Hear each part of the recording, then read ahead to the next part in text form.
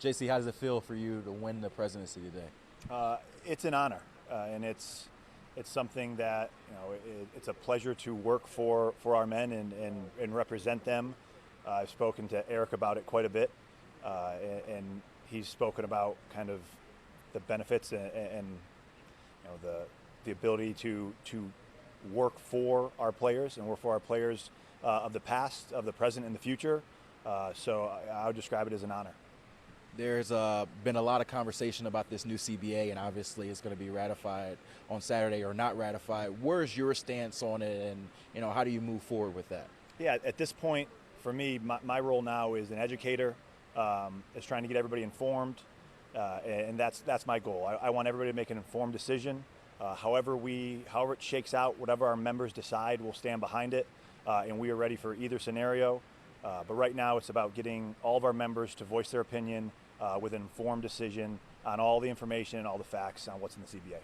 Talked to a few guys about you, and they said that you were really balanced in your approach, and like they said, you're informing and educating. How were you able to take that approach when everybody seemed to be drawing a line one way or the other in this CBA debate? I think you have to be able to look at it for both sides and be able to interpret everything and not look at it just through one set of eyes. And there are positives and there are negatives. It's a negotiations, and that's how it's going to always be. You're not going to get everything you want, so there's going to be things in there you don't want. And I've just wanted to try to explain both sides, the stuff we're getting, the stuff we're losing, and that way guys can make a determination for themselves of what they want and what they want us to fight for. If the CBA is passed, what do you think would be the biggest benefit for players moving forward?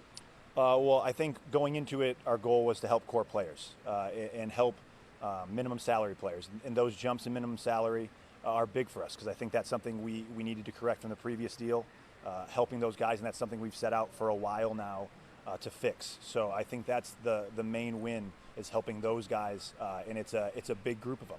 It's 65% of our league is minimum salary players. To make a big jump in salary like that is a huge benefit. There's been a lot of conversation for people in and outside of the picture. Are you ready for the pressure that may come with being this president role? Yeah, I'll be fine. Yeah, I'll be fine. What's the next step after the CBA? Everything's leading up to Saturday, but what do you think is next after the vote is passed or not passed? Yeah, like I said, we're prepared either way. So if our membership decides as a group that we're gonna pass it, then we move forward with that. If they decide that we need to do more, then we've been preparing for that. We're going to move forward with that idea. We know what we need to do. We know that we need to stick together, and I think we'll all be on board with whatever our membership decides.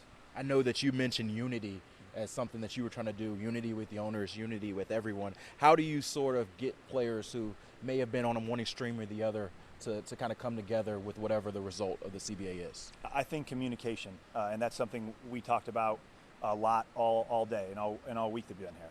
Is communication, getting guys on the same page. And I think there's been a lot of misinformation out there, and it's caused some kinds of division and some kinds of questioning. But I think when everybody's able to communicate and talk about the same issues, the facts, I think people get on the same page pretty quickly. So I think that's going to be the process, is getting everybody on the same page with the facts. Last one for me. I know you talked with Eric right after you got it. What advice has he given you about this role and maybe the pressures and benefits that come with it?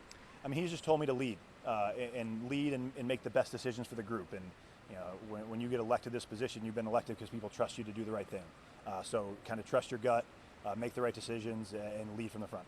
Thank you for watching ESPN on YouTube. For more sports and analysis, download the ESPN app, and for live streaming sports and premium content, subscribe to ESPN Plus.